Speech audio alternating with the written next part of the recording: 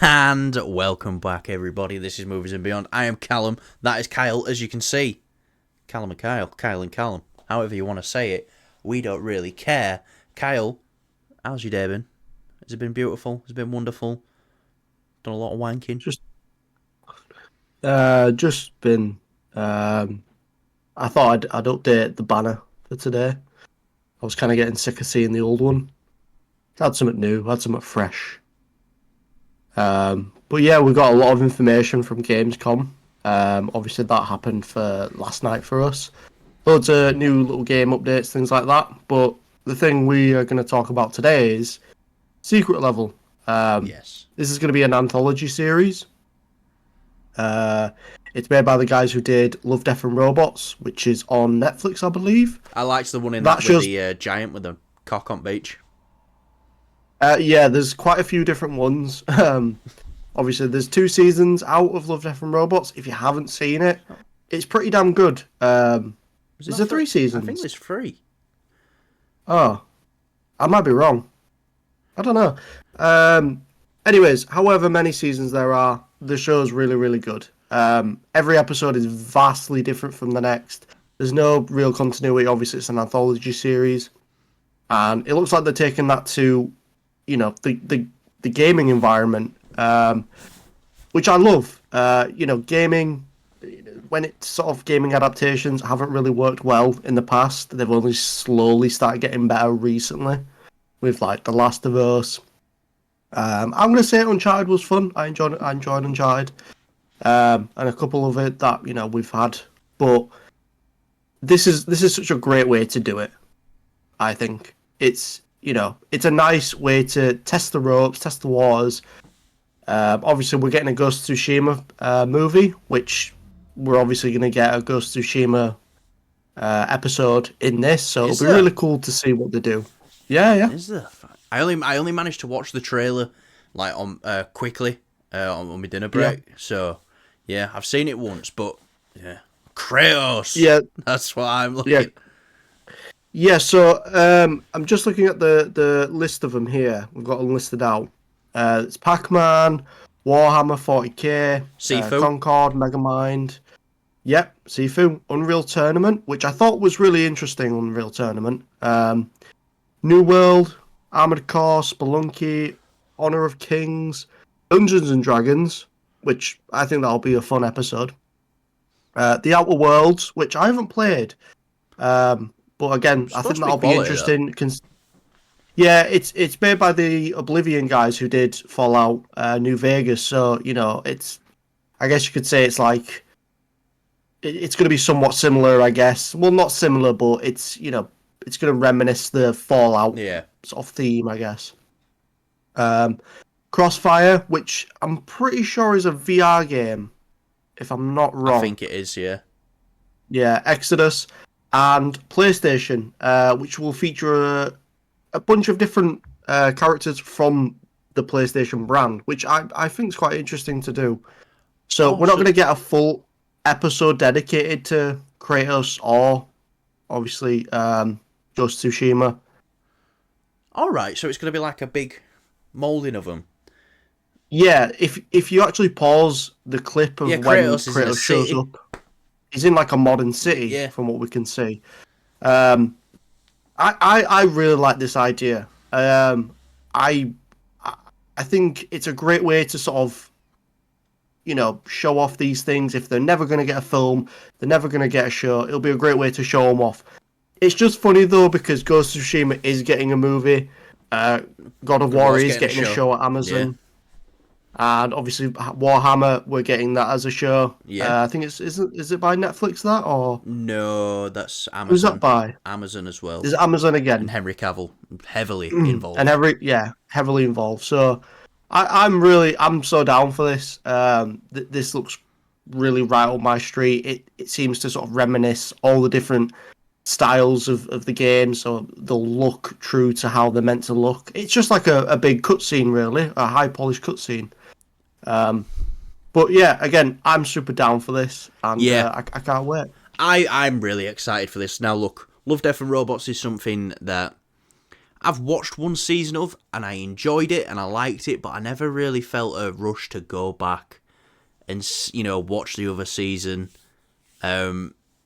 I think definitely there's some favourite episodes of mine in Love, Death and Robots. I wouldn't go back and watch the whole thing. I Yeah. just watch like my favourite ones. But yeah, this I feel like it's going to be a similar thing. You're gonna watch it all, but you're probably gonna rewatch the ones that involve your favourite games. Yeah, now look, I'm excited for that 40k one because there's someone who I work with who knows so much 40k lore, and it's something where it's like, me, Kyle, I love nice deep lores which I can just dive into and just try to learn everything about them. But if I look at 40k and I think there's too much there, it's too much. So a nice little short like this would be something nice and digestible and might spark my interest to get into it more. Well, yeah, I mean, we've got the game of Space Marine 2 coming out. I believe it's October. So we'll definitely be jumping on and playing that. The gameplay looks fun on that. Yeah. But yeah, I feel like we're going to slowly trickle into the Warhammer franchise. Obviously, we've got the show coming, with the game coming. We've also got now this coming. It's really nice that we've got like a nice introduction. But yeah, I'm excited for all the rest of them. Sifu one as well. I'm pretty excited about the Sifu one. I'm excited, even though I fucking suck at the game. So tell them the story. Tell them the story. So I bought Sifu, and I then just let Callum jump on and play it, and I went to work, and I think I came on like after work or something. Yeah. I can't remember exactly how it went, but I spoke to Callum again, and I said to him, "Oh, how's Sifu going? You still playing it?" And he was like, "I've beaten it." Like, and it was like, "You've just started it today. How have you beaten it?" I think it was in the space of like 4 hours.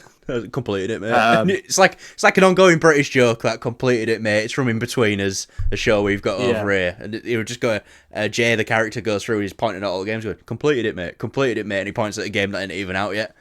And he goes, yeah. Completed it. Yeah, no, I thought you didn't actually complete it, but you actually did. Which I thought was achievements. Yeah, I looked at the achievements, I was like, what the hell? You actually did. But the game is quite short, but I suppose that's how it's supposed to be. Yeah. Yeah. Yeah, no, definitely. Look, this looks like it's going to be fun. Another win for Amazon. Considering Amazon's streaming platform is their, not even secondary business, it's something they do on the side. They're having a lot of wins. When you look at someone like Netflix, who's like, they put out a bigger volume and they're having a lot of hit and miss. I'm hearing stuff like Umbrella Academy, the final season, isn't that good, so I'm kind of not wanting to check it out now, which I love that show. So I'll probably check it out just to see it, but Amazon is having a couple of big wins. So good on Amazon. But yeah, right. Do you want to get to the... I'll just say this as well. I hope for season 2 of this, if we get a season 2, we get some sort of, fingers crossed we get something Halo episode related. I think that'd be really fun. Yeah. Something Halo related would make Kyle very, very happy. Anyway, shall we move on to our next topic, Kyle? Mm-hmm. I was going to end the recording then. That would have been dumb. Right. Bye, guys. Subscribe. Subscribe. Right. Robert Downey Jr. He's been doing some interviews. Obviously, this is because of his TV show, The Sympathizers, his Emmy season, and stuff like that, or whatever. He's doing interviews because of that show. He's actually speaking about Doom, which is weird. I thought Marvel wouldn't let me speak about alt like this, but he's speaking about it. But I suppose he's Robert Downey Jr. He can do whatever the fuck he wants. And look, he was talking. He says that him and Feige were talking about it, and him and Feige talk all the time. That's no weird. They've kept in touch after Endgame, and then Feige says to him, "What does Feige say to him? I've got it here. Yep."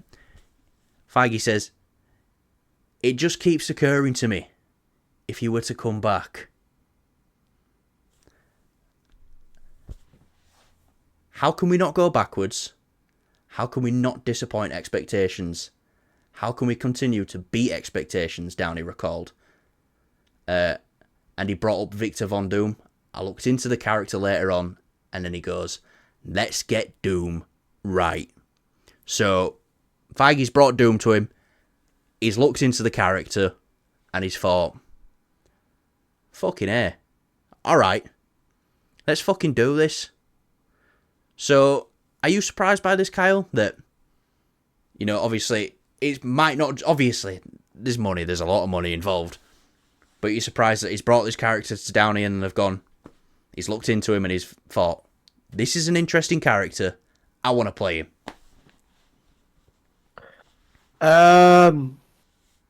It doesn't surprise... Well... It's a fresh way to bring RDJ back. That's how I look at it. You know, it's something new, it's somewhat fresh, but it's something again familiar. And I think Doctor Doom works really well. I know I said when this was initially announced, I was like, I don't really see that working. That seems a bit odd to me. But the more you think about it, the more it just sort of gels well together. You've got all the great aspects. When we first came out of, like, because we had our phones off that week, so we didn't see the news until we got out of Deadpool and Wolverine. But this was the rumour, not the official announcement. And we just kind of brushed it off. We weren't dismissing it. We weren't thinking it. I was like, maybe. Brushed it off.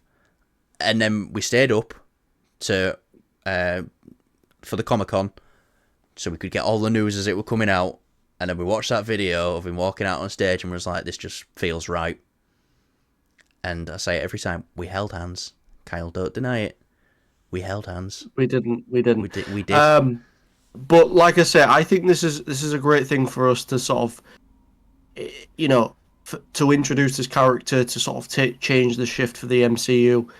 You know, Doom, yes, it's going to be technically a fresh character, but because you're so familiar with, obviously, Iron Man already, and without bringing him back and sort of disrespecting his legacy, it's a almost like a more creative way to bring back a character, I think. You know, as opposed to bringing back Wolverine, where he's just another universe's variant, which works and it's fine. But this is so much more creative and exciting. And we both agree there's gonna be an Iron Man variant in Secret Wars, played by Robert Downey Jr., that comes in at the end and is all like, yippee! In fact, the biggest shock would be if there wasn't an Iron Man variant. That would be the biggest surprise, I think. Well, I think the biggest shock for me is, like, if they bring in, like, an Iron Man, it's like, oh, we'll get this Iron Man. He's pretty powerful on this, meter we've got the reading. Oh, he's on the powerful meter. Yeah, they're going through all. I'm sure they have like some way of tracking things like that, and then they bring this Iron Man in, and it's Superior Iron Man, or is it Superior Iron Man? Yeah, Superior Iron Man played by Tom fucking Cruise. I think that'd be perfect. Yeah, and he's just as much of an evil bastard. So yeah. Now, look, another thing for me as well is I like when actors get involved with the characters. They learn a bit about them. You know, you hear actors that just take the job, which is fine. That's their job. They're not paid to go read the comics and look into the character. They're paid to show up on the day and read the script and understand the character that the director's got in mind. I have no problem with actors that just show up and get paid. That's, it's still a lot of work. But I love these actors like Tom Hiddleston, who you can tell loves playing Loki and has looked into Loki so much and understands Loki. I'm loving that RDJ's looking into Doom, because most people, I think most actors would read Doom and go, I want to play that character. Like the Russo brothers said, probably one of the most complex characters ever in fiction, Victor Von Doom. And another thing as well, which I'm saying out loud now and now it's clicking in my head, even Downey's saying Victor Von Doom. So it's not Tony Stark, it's Victor Von Doom. And how... I still don't know how they're going to do it. Is it going to be a variant of Tony that is Victor Von Doom?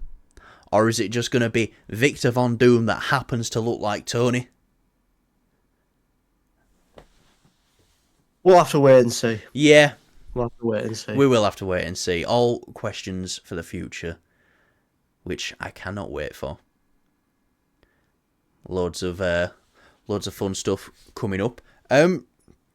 Just quickly though, if you could think of anyone else to play Doom, because I know a lot of people are quite not impressed with this cat. There's some people who are against it. Is there anyone you can think of off the top of your head to play Doom? There is one. I've forgotten his name now. He was in that movie with, where I can't remember. It's that proper fucked up movie where they're in this restaurant, this fancy restaurant, and the chef starts dealing them all these dishes, and people are getting killed and things like that. I've forgotten the movie. It was really good. I watched it really early in the morning though. Is it The Menu? Yeah. With, yes, Ralph. The Menu. Yeah. Yeah, that one I told you to watch. I was like, man, it's fucked up. Yeah, it's pretty fucked. But the chef in that, Ralph Innocent. His name now. Ralph Innocent. I believe it is. Yes. Yeah. So Ralph Fiennes. Ralph Fiennes. That's it. Ralph Fiennes. Yeah. He would make a great Doctor Doom, I think. Just from what I've seen of him, I've seen him in other things, but this is where it kind of stood out as like this.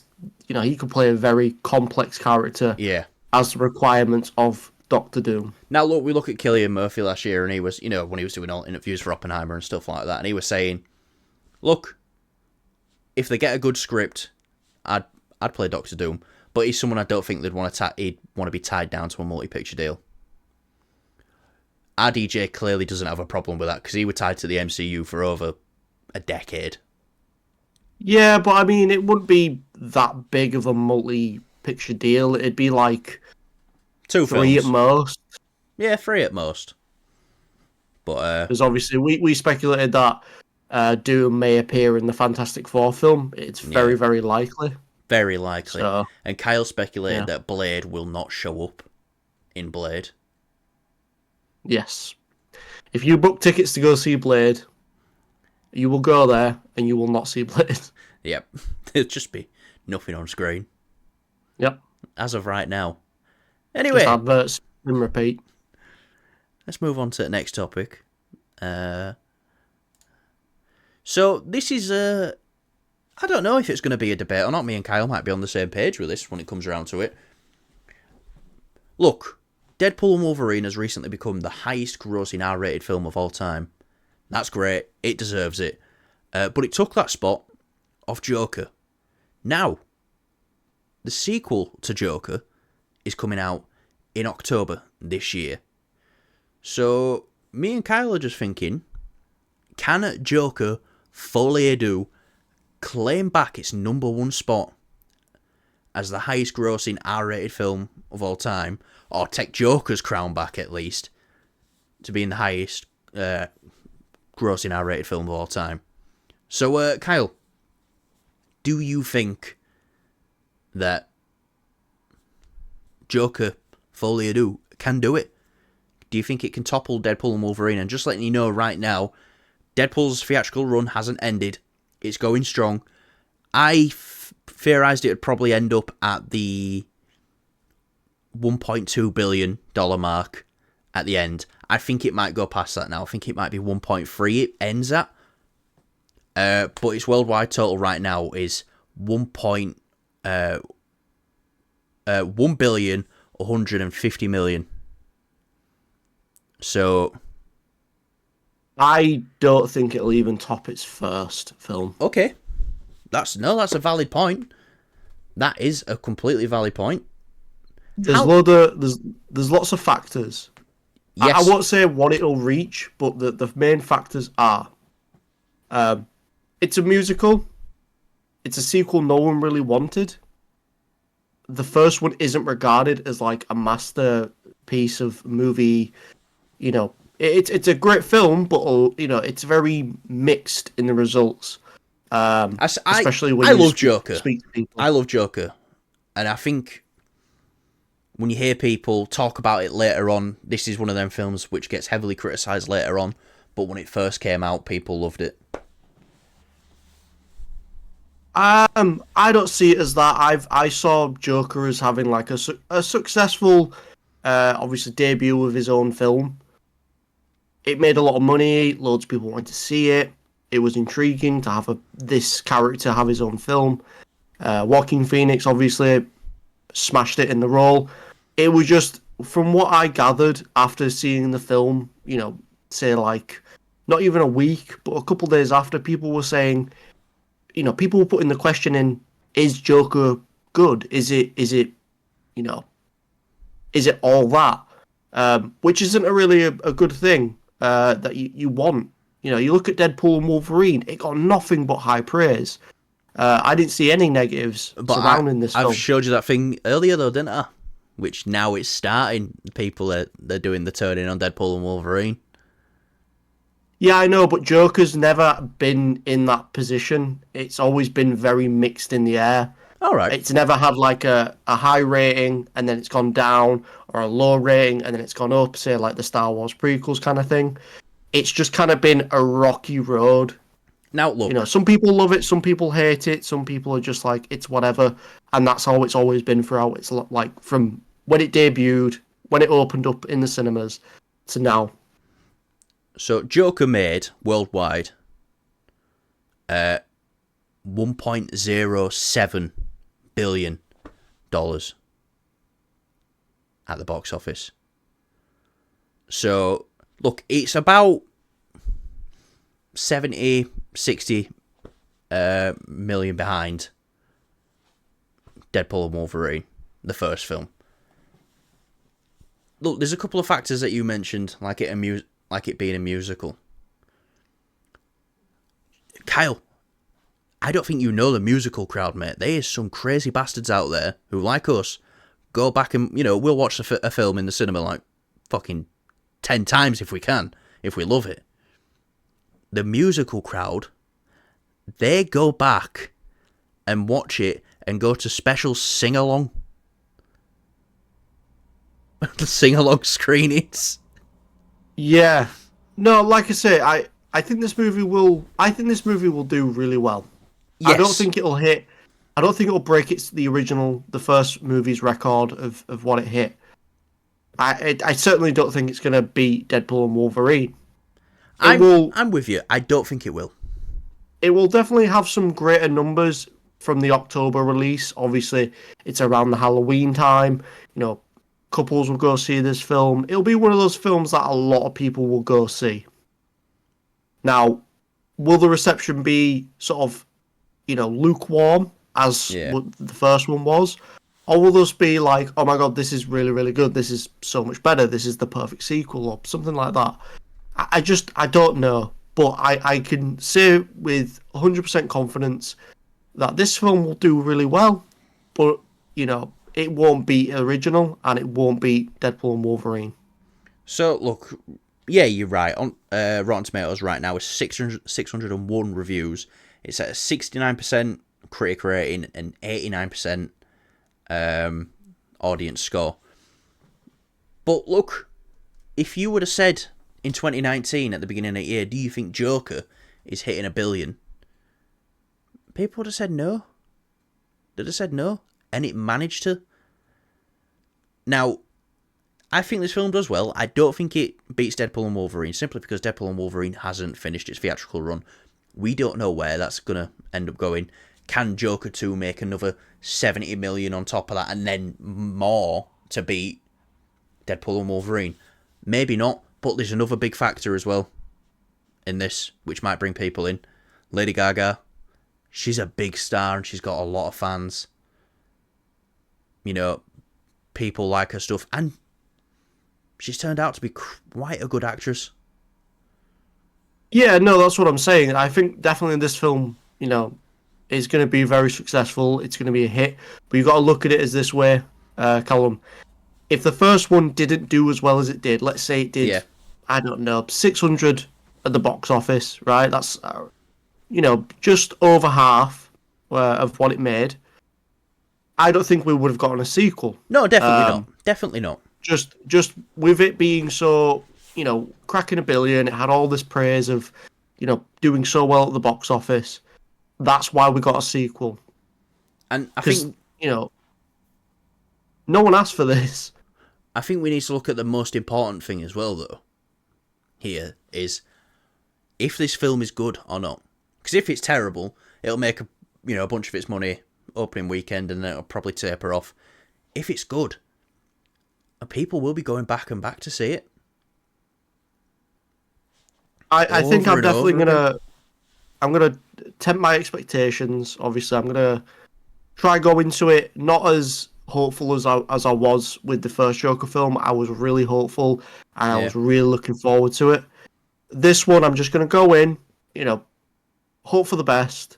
I'm not gonna base my opinion. I don't even want to hear about other people's opinions on this film before I get a chance to see it. So like previews, reviews.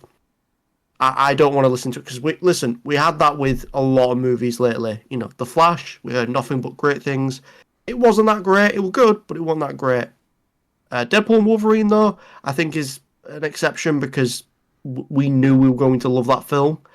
But Alien, Romulus, which just came out recently, heard nothing but great things. I don't think the film was that great. I really liked it. I don't want to be in the same situation with this film. That's what I'm trying to say. Yeah, no, I get you. But look, and one more thing I want to bring up, which is going against it, beating Deadpool and Wolverine. Look, DC films haven't been doing particularly well at the box office lately. At all. But DC films at the cinema lately also haven't been the greatest. That's also what I'd say. And we say this, it's not comic book fatigue, it's been quality fatigue. People want to go and see good films at the cinema. They don't want to just go see average films. Because it costs so much now to go. People don't want to waste the money to go see something shite. Also, another thing. The same year, we had a film come out called Captain Marvel. Last year, we had its sequel. The original Captain Marvel made over $1 billion at the box office. The Marvels barely cracked 200 million. Now, again, massive variations in quality. Captain Marvel is a lot better than the Marvels. So, just because a film's predecessor has hit $1 billion doesn't mean the next one's going to hit $1 billion. But I think this will do, like you're saying, I think it'll do well. I don't think we're doubting it'll do well. Absolutely, especially if what's coming out between this, comic book film-wise, is it just Venom? I think so. If Venom can be fun, at least, and keep people interested in comic book films, then maybe it can be very successful. But Kyle, that little graphic you did down there, mate, you gotta do that, spruce that up for a thumbnail for me. Yeah. And if it's not the thumbnail, you know he let me down. Right, let's get on to our final topic. Moon Knight Season 2. This is coming to us from Daniel RPK, one of the most reliable scoopers in the game, yo. So, sorry, can I just make a quick little note? Speaking of obviously Season 2s, the Acolyte, that is not getting a Season 2. It has been cancelled. Anyway, back onto this. Yeah, that's right. Yep. Anyway. Yep. Who gives a shit? Moon Knight Season 2. This is coming to us from Daniel RPK. Very reliable source. I'd say he gets about 80% of his stuff right. I think it's actually higher than that on Reddit when people have his percentage right. But yeah, Moon Knight Season 2 is in development. Now, I tend to believe this a bit more because we know that Oscar Isaac is coming back for What If season 3 to voice Moon Knight, and we know he wants to do. We know he's interested in playing this character, but we also know they didn't lock him down in a big contract because he had been screwed before with Disney. Look, but then I also say to that is he didn't want to die in The Force Awakens, and then he felt like he was tied to these films. So, a bit of both there. He asked if he could not die. But yeah, Moon Knight Season 2. I'll tell you a couple of my hopes as well for this, Kyle, before I ask you anything. I hope they've learnt the lessons from the first season. I hope it gets the Daredevil treatment, where it's like, all right, we're going to do 9 episodes. Now, we haven't seen Born Again yet, but we're hearing great things. I hope this is TVMA, because it can be. And the first season got close in some spots.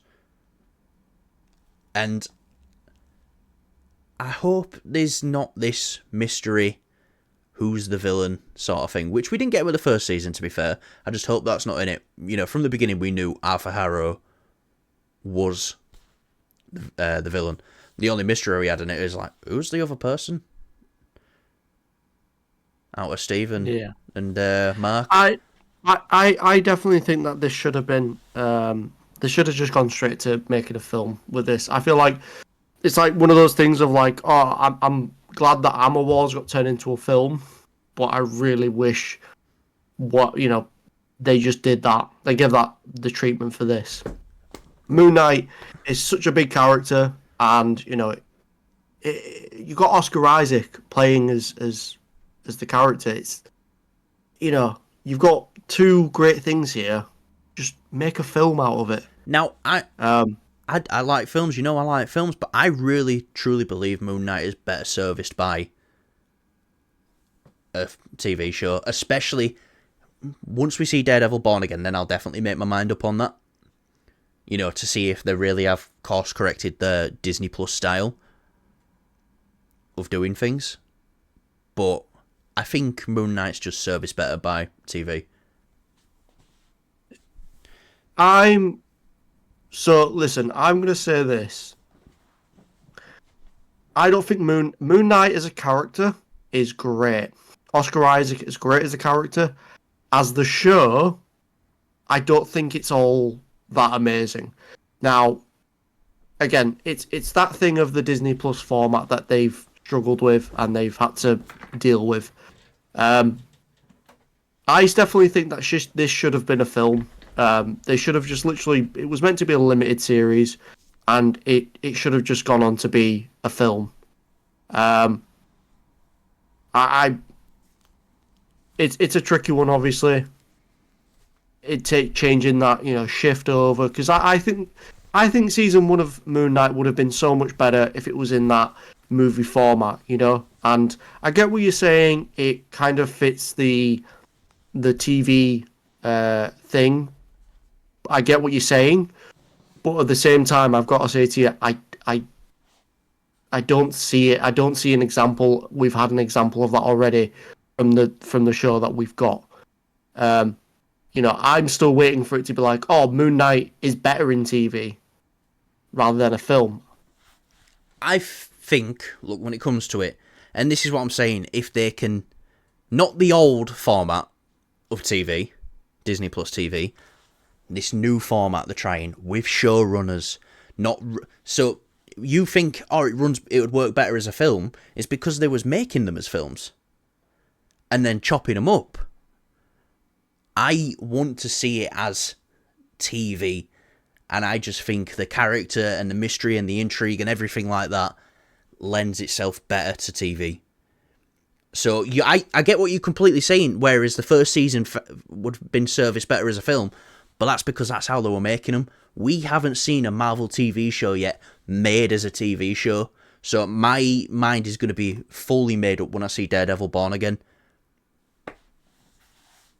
Yeah, again, like I say, I really like the Moon Knight character. Oscar Isaac is great, and yeah, that episode 5 is fucking fantastic.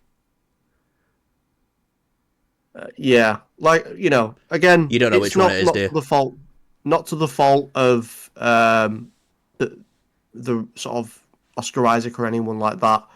It is genuinely just Disney at that time pumping out these shows, and it wasn't good for Marvel.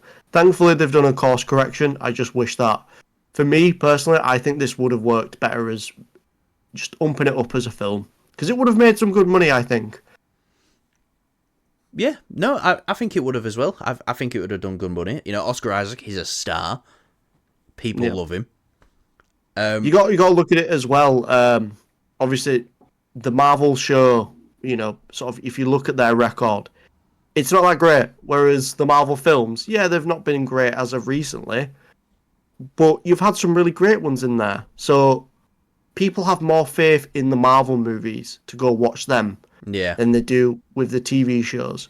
So I'm just thinking, it sounds a bit silly, but like, what if they did? Look, it's a weird one. Yeah. I get what you're saying, and with what I'm saying, I feel And I like it get just I would. get what you're saying as well.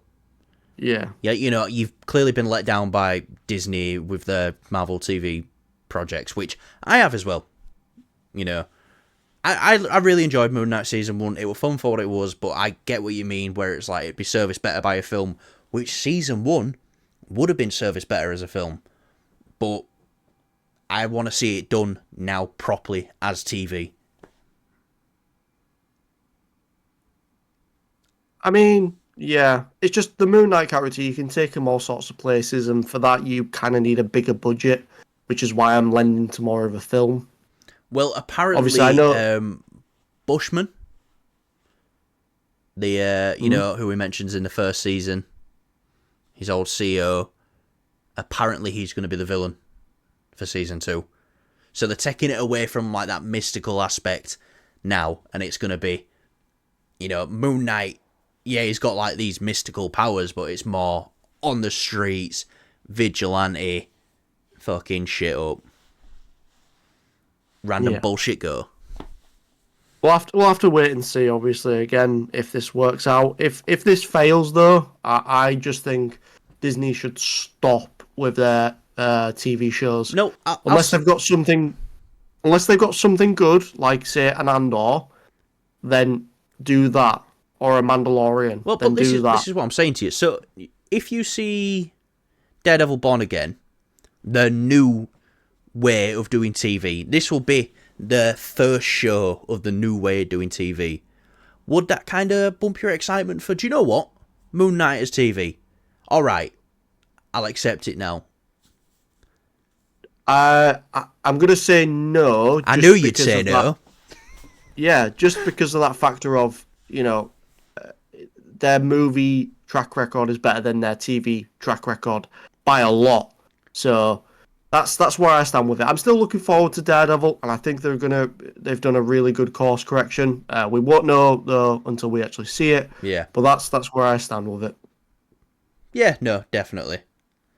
Right. I think that'll do us for today, Kyle. Anything you want to add before we get the fuck out of here? Know what you want to say to the people? Nothing. I've got something I want to say to the people.